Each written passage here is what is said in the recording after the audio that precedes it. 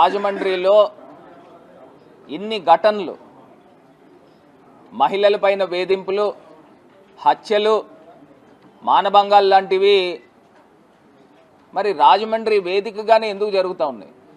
మొన్న పాస్టర్ ప్రవీణ్ కుమార్ గారు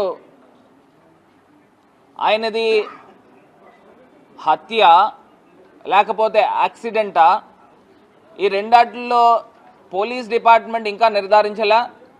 నాకు తెలిసి మరి నిన్నటిదాకా కూడా పోస్ట్ మార్టం రిపోర్ట్లో డాక్టర్స్ కూడా ఇంకా ఏం రకమైన వాళ్ళు అనౌన్స్మెంట్ చేయలే.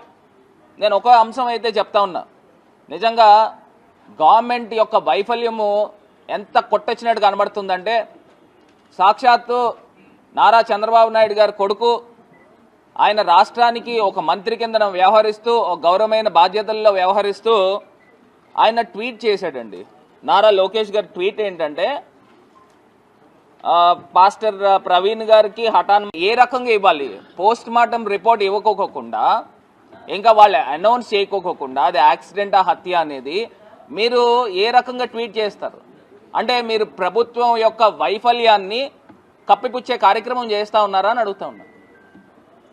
ఇప్పుడు ఆ పాస్టర్ గారు క్రైస్తవులే కావచ్చు, క్రైస్తవులైనా హిందువులైనా ముస్లింలైనా ఎవరైనా మనుషులే కదండి.